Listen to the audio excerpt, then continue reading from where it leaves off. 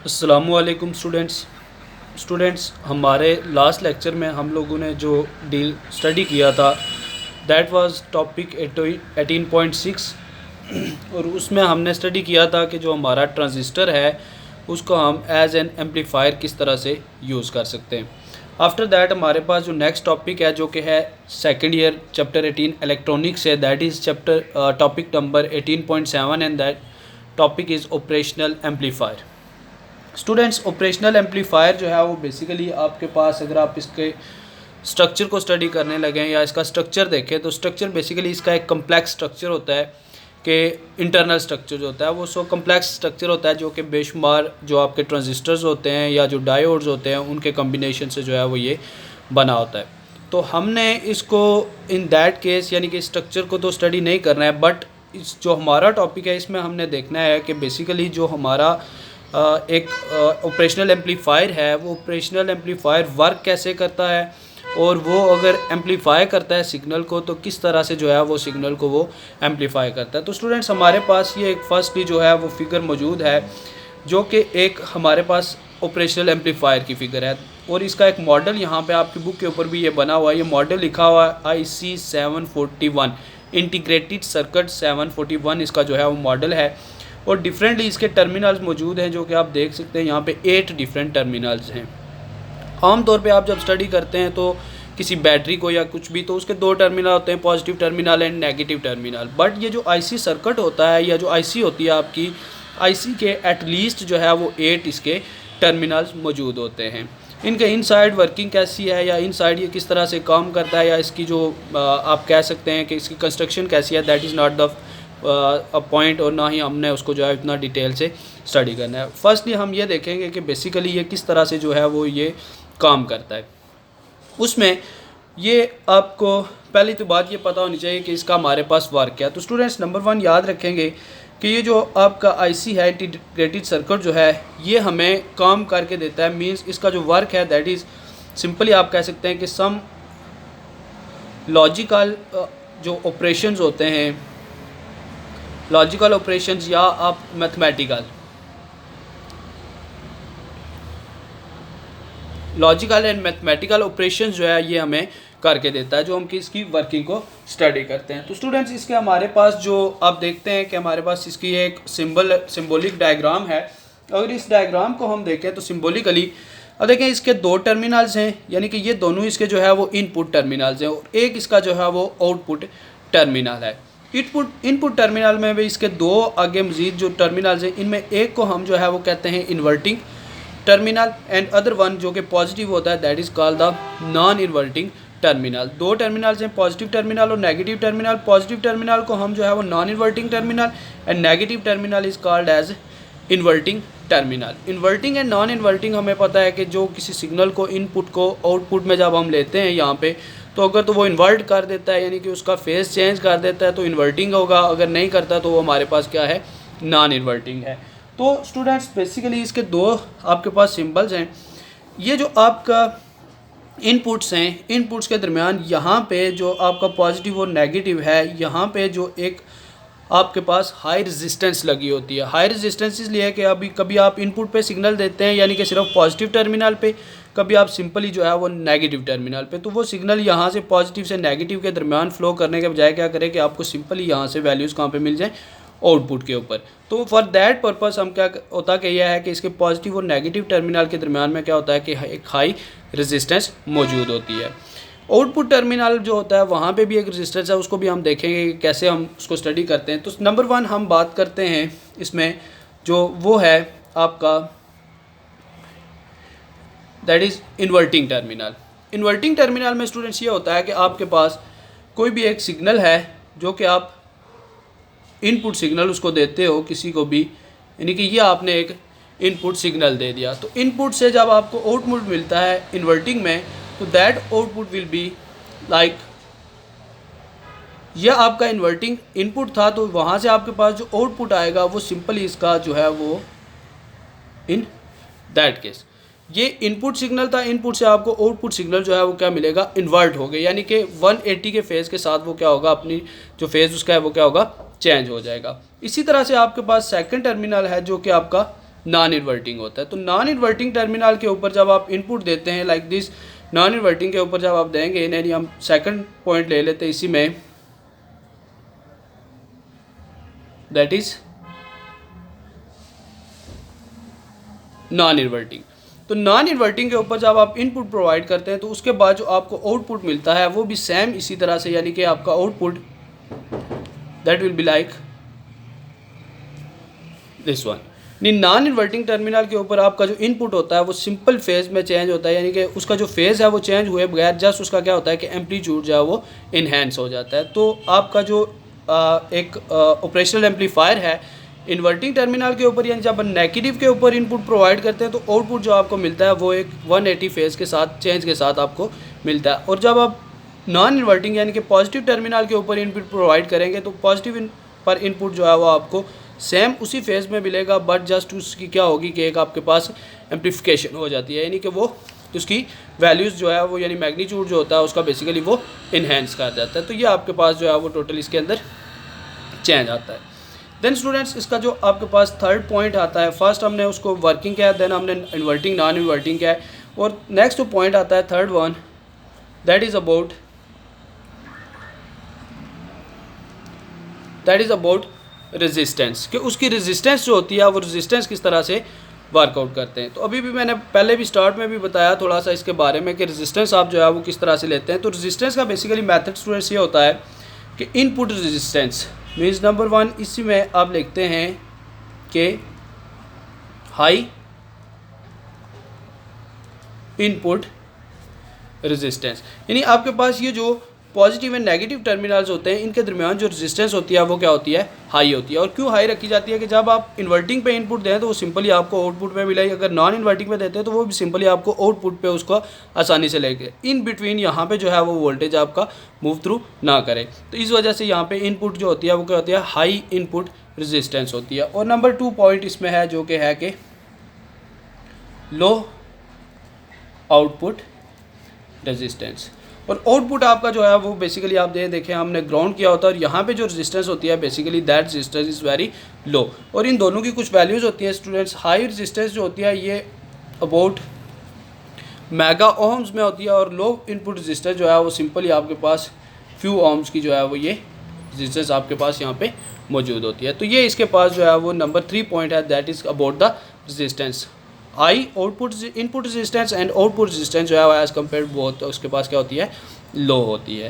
तो इसके बाद स्टूडेंट्स नंबर 4 हम जो पॉइंट देखते हैं that is about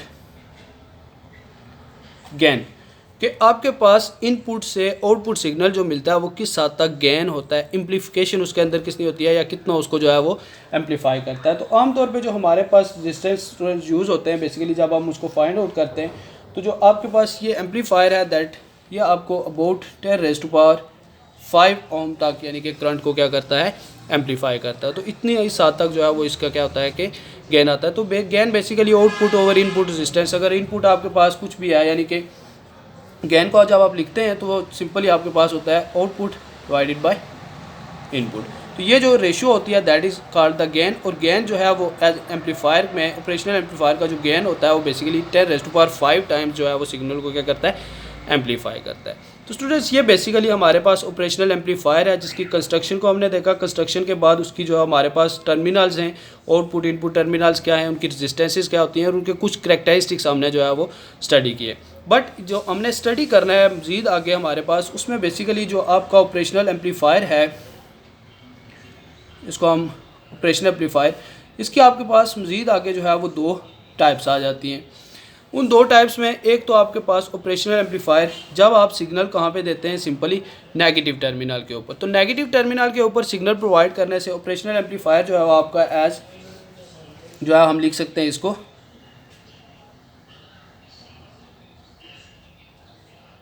inverting amplifier. And second one is जो है वो आपके पास that will be non inverting amplifier. तो एम्पलीफायर जो है वो आगे मज़ीद 2 इसकी टाइप्स होती हैं। एक इसका जो है इन्वर्टिंग एम्पलीफायर होता है और सेकंड वन इज़ जो है वो नॉन इन्वर्टिंग एम्पलीफायर होता है आपके पास जी।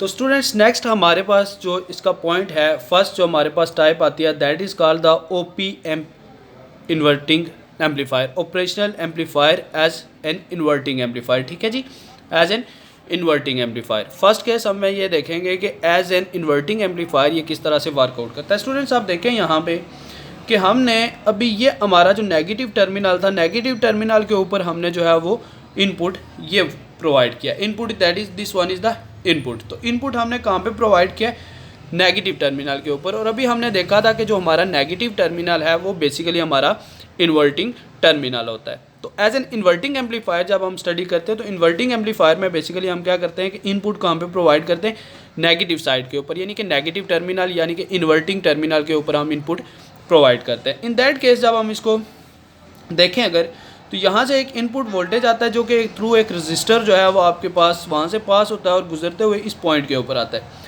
अब इन दोनों के दरमियान स्टूडेंट्स ये जो पॉइंट है ये आपस में क्या है, पॉजिटिव और नेगेटिव क्या है, आपस में कनेक्टेड है। पॉजिटिव टर्मिनल जो है वो उसको हमने क्या कर दिया, ग्राउंड कर दिया, positive terminal ground and negative terminal जो है that is connected with the input voltage. तो इस तरह की जो हमारी एक सर्किट बनता है ये आपके पास एक इन्वर्टिंग एम्पलीफायर का सर्किट बनता है जिसमें आप इनपुट कहाँ पे प्रोवाइड करते हैं, नेगेटिव टर्मिनल के ऊपर। यहाँ से अगर हम स्टूडेंट्स देखें तो यहाँ पे देखें ये आपके पास पॉजिटिव जो है वो ये ग्राउंडेड है, यानी कि इसके ऊपर जो वोल्टेज होगा that will be a 0 volt. और उसकी वजह से चूँकि पॉजिटिव जो है वो इंटरनली कनेक्टेड है किसके साथ, नेगेटिव के साथ। तो इसका मतलब है जो नेगेटिव एंड होगा वहाँ पे भी आपका वोल्टेज होगा दैट विल बी 0 वोल्ट, और पॉजिटिव नेगेटिव दोनों के ऊपर जो वोल्टेज होगा वो क्या हो जाएगा, 0 वोल्ट। यहाँ से हमने एक इनपुट वोल्टेज प्रोवाइड किया जो कि एक फर्स्ट रजिस्टर यानी कि R1 से गुजरते हुए इस पॉइंट तक आता है, और इस पॉइंट से आगे फिर मज़ीद वो कहाँ पे जाता है, R2, और वहाँ से आपको वो आप कहाँ पे मिलता है, I मीन्स के आउटपुट के तौर पे आप उसको वहाँ पे वैल्यूज़ को हासिल कर लेते हैं। अब इसमें हमारे पास थोड़ी सी हमने वर्किंग देखनी है कि हमारे पास ये करंट है जो कि R1 से गुजरा है, दैट करंट इज़ I1। ये करंट यहाँ से पास होगा, देन आपके पास इस रजिस्टर से होते हुए आपके पास R2 से वहाँ पे जो करंट होगा दैट विल बी I2, और आपको यहाँ पे आउटपुट एक मिल जाएगा।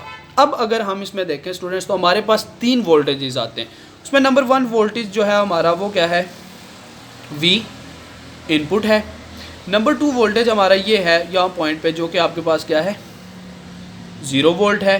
एंड नंबर 3 जो है आपके पास ऑफ कोर्स वो क्या है, आपका V आउटपुट है। 3 डिफरेंट वोल्टेजेस आते हैं। स्टूडेंट्स बेसिकली हमने इसमें फाइंड आउट करना है वो हमने इस गेन को फाइंड करना है, ये हमने प्रूव करना है कि गेन वाकई R2 और R1 आता है या नहीं। इस गेन को हम जो है बेसिकली इसमें प्रूव करेंगे।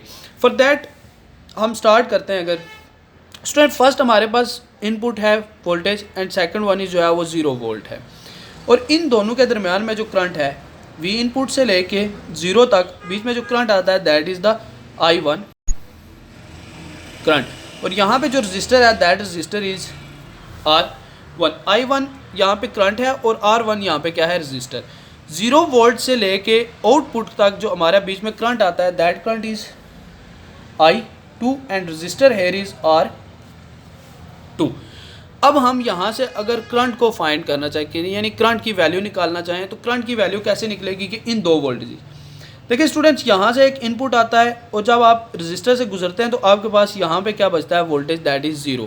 इसका मतलब है इनपुट से जितना भी बाकी वोल्टेज था वो यहाँ पे चला गया रजिस्टर R1 में, बाकी आपके पास आउटपुट यहाँ से आपको जो मिला है दैट इज़ 0। तो अगर करंट फाइंड करना है ओम्स लॉ हमारे पास V इज इक्वल टू होता है IR। तो यहाँ से हम लिख सकते हैं I1 is equal to V over R1। V over R1, V यहाँ पे क्या होगा, सिंपली आप लिखेंगे यहाँ से जब तो आपके पास I1 that will be equal to V input and minus 0 divided by जो है वो आपके पास R1। ये आपके पास सर्किट बनता है जिसके ऊपर आप लिख सकते हैं यहाँ से V इनपुट माइनस 0 वो होगा through this register R1 and divided by जो है वो आपके पास रेजिस्टेंस क्या थी, दैट इज़ R1 रेजिस्टेंस थी आपकी। उसके बाद आप जब सेकंड पॉइंट पे आते हैं स्टूडेंट तो सेकंड पॉइंट के ऊपर अगर देखें हमारे पास तो वही सेम मेथड हम यूज़ करेंगे। यहाँ पे हमारे पास वोल्टेज है this one and R resistance. तो करंट I2 अगर निकालना है तो I2 will be equal to voltage क्या है आपके पास 0 वोल्ट एंड माइनस 0, या अब वोल्टेज लिखें या नहीं आप उसके आप मर्जी है, मीन्स बेसिकली क्या वैल्यू है उसकी 0 माइनस क्या है आपके पास V नॉट और डिवाइडेड बाय रेजिस्टेंस क्या है उसकी दैट इज R2। तो यहाँ से अगर हम देखें तो I2 will be equal to 0 minus V not over R2। Input current यानी एक करंट I1 आपके पास का V input minus 0 over R1 और 2 आपके पास आ गया सेम उसी मतलब आप एक तरतीब के साथ पहले V इनपुट और 0 के साथ देन V 0 और V नॉट के साथ यहाँ से हमने निकाला तो आपके पास ये इसका I2। Students according to Kirchhoff law as you know first Kirchhoff law है कि किसी एक पॉइंट के ऊपर यानी कि ये जो आपका एक पॉइंट है इस पॉइंट के ऊपर आने वाला करंट और वहाँ से अवे जाने वाला करंट यानी कि आने वाला करंट यहाँ पे क्या है I1 और वहाँ से अवे जो करंट जा रहा है दैट इज़ I2। तो वो दोनों करंट्स हमेशा क्या होते हैं एक दूसरे के इक्वल होते हैं। तो इस बुनियाद पे आप लिख सकते हैं कि I1 will be equal to I2 यानी कि I1 जो है वो आपके पास इक्वल होगा किसके I2 के, क्योंकि किसी भी पॉइंट के ऊपर आने वाला करंट जो होता है और वहाँ से अवे मूव करने वाला जो करंट होता है that currents are always equal. तो इस पेज के ऊपर अगर हम लिखते हैं तो यहाँ से हम जो है वो पॉइंट्स इसको हम लिख सकते हैं। यहाँ से अगर आप दोनों की वैल्यूज़ को पुट करें तो यहाँ से स्टूडेंट्स वैल्यूज़ पुट करने के बाद आप V इनपुट माइनस 0 करें तो वो आ जाएगा V input over R1 and यहाँ से 0 माइनस V नॉट करें तो ये V नॉट ओवर यानी V आउटपुट ओवर R2। यहाँ से इन दोनों इक्वेशंस को जब आप अरेंज करते हैं तो यहाँ से R2 क्रॉस मल्टीप्लाई होकर यहाँ पे आ जाएगा आपके पास और V इनपुट जो है वो आपके पास क्रॉस मल्टीप्लाई होकर डिवाइड बाई यहाँ पे चला जाएगा। ठीक है जी। तो उस सूरत में आपके पास जो ये वैल्यूज़ बनेगी दैट विल बी आपके पास जो वैल्यूज़ आएंगी वो आपके पास आएंगी। तो इसको अरेंज करने से इक्वेशन को आपके पास आएगा V output divided by V input and that will be equal to minus R2 over R1। Students याद रखेंगे हमारे पास स्टार्ट पे आपने इससे एम्पलीफिकेशन का जो टॉपिक किया था उसमें भी हमने ये स्टडी किया था कि हमारे पास जो V output over V input होता है that will be equal to gain यानी कि किसके इक्वल होता है आपका एम्पलीफिकेशन के इक्वल होता है या गेन के इक्वल होता है। अभी लास्ट टॉपिक में भी हमने थोड़ा सा इसको देखा है। तो ऑन दैट बेसिस आप लिख सकते हैं आपके पास V output over V input that will be equal to G यानी कि गेन के इक्वल आ जाएगा और बाकी आपके पास दूसरी टर्म्स उसी तरह से आ जाएगी। सो आप इस इक्वेशन को जो है वो फाइनली लिख सकते हैं। तो आपके पास जो गेन है that will equal to R2 over R1 gain आपके पास ये आ जाएगा। तो इसमें नेगेटिव साइन स्टूडेंट्स ये इंडिकेट करता है negative sign indicates that signal will be inverted. अगर आपने इनपुट जो है वो इस फॉर्म में दिया था तो जो आपका आउटपुट है वो पूरे एक 180 के फेज के साथ चेंज के साथ जो है वो इन्वर्ट होकर आपके पास ये आंसर आ जाएगा। तो ये आपके पास बेसिकली जो है स्टूडेंट्स वो क्या था एक ऑपरेशनल एम्पलीफायर। तो ऑपरेशनल एम्पलीफायर में हमने एज एन इन्वर्टिंग एम्पलीफायर देखा, सेम इसी तरह से आपके पास जो है वो as a non inverting amplifier भी नेक्स्ट टॉपिक है साथ में। नेक्स्ट स्टूडेंट्स हमारे पास टॉपिक है दैट इज़ 18.9 और सेम वही टॉपिक है operational amplifier as non inverting amplifier. Operational amplifier जो है एज ए नॉन इन्वर्टिंग यानी कि हमने इसमें ये गेन जो है वो बेसिकली रिलेशन प्रूव करना है कि गेन हमारे पास जो है वो क्या आएगा। स्टूडेंट्स अगर हम इसको स्टार्ट करते हैं देखें इसमें हमने क्या किया नेगेटिव टर्मिनल जो था उसको बेसिकली हमने क्या कर दिया ग्राउंड कर दिया। नेगेटिव टर्मिनल क्या हो जाएगा आपके पास ग्राउंड हो जाएगा यानी नेगेटिव टर्मिनल आपका ये इस फेज के थ्रू हमारे पास क्या हुआ ग्राउंड हो गया। जो हमारे पास पॉजिटिव टर्मिनल था उसके ऊपर हमने एक इनपुट जो है वो यहाँ यानी पॉजिटिव को देखे हमने कहाँ पे ग्राउंड कनेक्ट किया है इनपुट के साथ और इनपुट मजीद आगे दूसरा साइड उसकी जो है वो क्या है ग्राउंड है। यहाँ से अब करंट जो है वो बेना स्टार्ट होता है बेसिकली यहाँ से जो भी करंट आपके पास आता है या जो भी वोल्टेज आता है तो इसकी वजह से ये वोल्टेज किसके साथ कनेक्टेड है पॉजिटिव के साथ और पॉजिटिव इंटरनली कहाँ पे कनेक्ट है नेगेटिव। इसका मतलब है नेगेटिव के ऊपर भी इंटरनली आपके पास वोल्टेज क्या आ जाएगा V इनपुट। यहाँ से एक वोल्टेज स्टार्ट हुआ दैट वाज 0 वोल्ट देन आपके पास यहाँ पे वोल्टेज आता है V इनपुट एंड नेक्स्ट आपके पास यहाँ पे I2 और यहाँ पे जो आपका वोल्टेज है दैट इज़ आपका V आउटपुट। सेम उसी फेज के साथ ये सेम उसी तरीके से अगर देखें तो यहाँ पे हमारे पास वोल्टेजेस कितने आते हैं 3 0 वोल्ट आपके पास V input and next one is that is V output.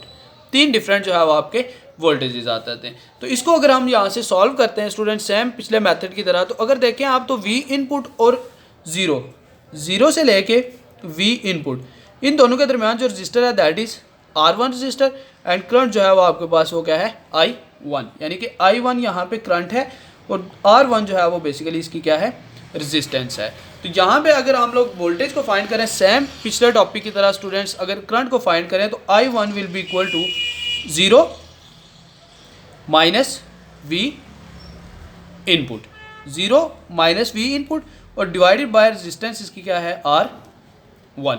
V input ये है और V आउटपुट, और इनके दरमियान में जो रेजिस्टेंस है that is R2 and current यहाँ पे क्या है I2, resistance is R2 and current जो है वो दैट इज I2। अगर इसी फेस के ऊपर स्टूडेंट्स हम देखें तो आपके पास जो I2 है, I2 that will be equal to V input, यानी कि ये V आपके पास क्या आ जाएगा V input minus V not and divided by जो है वो आपके पास R2। तो ये बेसिकली आपका करंट जो है वो I1 और I2 करंट जो है वो आपने यहाँ से फाइंड करना है, सेम उसी मेथड के साथ जो हमने पहले इन दोनों के दरमियान एंड देन V इनपुट और V आउट के दरमियान हमने I1 और I2 को जो है वो फाइंड आउट कर लिया। स्टूडेंट्स यहाँ से हम लिख सकते हैं कि as according to Kirchhoff law I1 that will be equal to I2। I1 जो है वो आपका किसके इक्वल है I2 के। अगर वैल्यूज पुट करें तो हमारे पास आता है 0 माइनस V इनपुट, यानी minus V input divided by R1 and that will be equal to V input over R2 minus V output over R2। Simply हमने क्या किया, ये वाली वैल्यूज़ यहाँ पे इंसर्ट की हैं, तो 0 माइनस V इनपुट ये तो simple minus V input over R1 आ जाएगा, और दूसरी वैल्यू हमने जो है वो V input divided bye R2 minus V output divided bye R2, दोनों वैल्यूज़ आपके पास जो है वो इस तरह से आ जाएंगी। अब हम ये करते हैं कि इनपुट वाली टर्म्स को एक तरफ कर लेते हैं और आउटपुट की टर्म जो है, ये आउटपुट यहाँ पे नेगेटिव है, इक्वल के इस तरफ लेके आए तो V आउटपुट ओवर R2 ये आपके पास टर्म क्या हो जाएगी positive, and that will be equal to V input over R2 and ये टर्म यहाँ पे देखें अगर तो माइनस है और इक्वल के दूसरी तरफ लेके जाएंगे तो वो आपके पास टर्म प्लस हो जाएगी, that will B V input over R1। यहाँ दोनों में से आप देखें अगर तो यहाँ भी V इनपुट जो है वो आपका कॉमन आ जाता है। आप लिख सकते हैं V output over R2 and that will be equal to V input into 1 over R2 plus 1 over R1। हमने सिंपली क्या किया है कि V इनपुट को जो है वो कॉमन ले लिया और ये दोनों टर्म्स आपके पास। अब ये V इनपुट जो है यहाँ से अगर इसको मैं यहाँ से क्रॉस मल्टीप्लाई कर देता हूँ यहाँ पे, और R2 जो है वो इसको रिप्लेस कर देता हूँ, यानी कि इन दोनों को आपस में क्या कर देते हैं चेंज, यानी कि क्रॉस मल्टीप्लिकेशन। तो क्रॉस मल्टीप्लिकेशन से जो आपके पास रिलेशन बनेगा students, that relation will be, आपके पास टर्म आएंगी V not over V input and that will be equal to R2 over R2 and plus R2 over R1। तो ये दोनों टर्म्स आपके पास जो है वो कैंसिल हो जाए। स्टूडेंट सिंपली क्या किया, R2 यहाँ पे मल्टीप्लाई किया तो R2 इस 1 के साथ भी मल्टीप्लाई और इसके साथ भी यहाँ पे होगा तो R2 ओवर R2 एंड यहाँ पे R2 ओवर R1, ये दोनों आपस में कैंसिल होकर टर्म आपकी 1 बन जाएगी। तो ये सारी चीज़ अभी पिछले भी हमने लेक्चर में किया, V output over V input that will be equal to students will be equal to gain, यानी कि G को इक्वल। सो हम लिख सकते हैं गेन इज इक्वल टू, यहाँ पे आपके पास टर्म बनेगी 1 और प्लस R2 ओवर R1। तो ये बेसिकली हमारे पास जो है वो क्या होगा, इसका गेन आ जाएगा, जो कि हमने basically operational amplifier as non inverting terminal उसको प्रूव भी करना था, और ये हमने रिलेशन जो है वो इसमें ट्रैवल किया। तो सिंपल मैथ्स है स्टूडेंट्स, उसके अकॉर्डिंग आपने इसको सॉल्व करना है। स्टार्ट में 0 वोल्ट V इनपुट एंड वो तरतीब के साथ उनको लिख लें, देन उनके अकॉर्डिंग वहाँ के उनके दरमियान जो करंट्स आते हैं I1 I2 उनको फाइंड करें, किरचॉफ लॉ को अप्लाई करें तो I1 और I2 जो है वो आपस में इक्वल होते हैं, वैल्यूज़ पुट करके रीअरेंज करके आपके पास गेन जो है वो आ जाएगा इस टर्म से। और ये पॉजिटिव साइंस आ रहा है, इसका मतलब है कि इस पॉइंट के अंदर आपका जो बेसिकली जो एम्पलीफिकेशन होगी वो आपकी एक तो एम्पलीफाई होगा, प्लस जो है पॉजिटिव का मीन ये है कि आपके पास उसमें कोई भी इन्वर्जन नहीं होगी, यानी कि वो नॉन इन्वर्टिंग आपका सिग्नल आएगा। लाइक अगर आपने इनपुट जो है वो वहाँ पे प्रोवाइड किया है जस्ट लाइक दिस, अगर ये आपका इनपुट है तो आउटपुट भी आपको सेम इसी तरह का मिलेगा, बट क्या होगा कि थोड़ा सा वो क्या होगा आपको एम्पलीफाई। और हमने अभी स्टार्ट पे देखा था तो इसकी एम्पलीफिकेशन जो होती है वो अबाउट 10⁵ ओम तक जो है वो करंट को क्या करता है एम्पलीफाई करता है। तो एम्पलीफिकेशन होगी बट सेम फेज के अंदर रहते हुए उसका फेज चेंज जो है वो बेसिकली नहीं होगा। तो स्टूडेंट्स ये आज का हमारा लेक्चर था जिसमें हमने जो है वो ऑपरेशनल एम्पलीफायर को as an amplifier, operational amplifier हमारे पास है क्या, बेसिकली हमने पहले उसको डिस्कस किया। देन उसको डिस्कस करने के बाद हमने जो है वो एज एन इन्वर्टिंग एम्पलीफायर उसको देखा, as an non inverting amplifier इसको देखा। ठीक है, तो स्टूडेंट्स होप्स हो कि ये लेक्चर आपको जो है वो क्लियर होगा। अगर आपके पास इस लेक्चर से रिलेटेड कोई भी क्वेश्चन है, कोई क्यूरी है, तो आप मुझे यहाँ पे कमेंट में इनके क्वेश्चंस कर सकते हैं। अगर उसके बावजूद आप लोग जो है वो बेसिकली कोशिश करें, इसको 1-2 दफ़ा जो है वो वीडियोस को देखें। वीडियोस को देखने के बाद आप इनकी जो है वो प्रैक्टिस करें, देन इंशाल्लाह you will get all the knowledge about that. तो आपको ये चीज़ें जो है वो बिल्कुल समझ आ जाएंगी। अगर फिर भी आपको कोई इशू है, कोई क्यूरी है, तो आप कमेंट सेक्शन में बता सकते हैं, क्वेश्चन कर सकते हैं। इंशाल्लाह I will answer your questions personally. वहीं पे मैं कमेंट सेक्शन में भी उसके आंसर कर दूंगा, और अदरवाइज जो है वो इसकी नेक्स्ट वीडियोस भी मैं उसमें इनको क्लियर कर दूंगा। तो आप इससे रिलेटेड कोई भी क्वेश्चन जो है वो कर सकते हैं। Thank you so much students.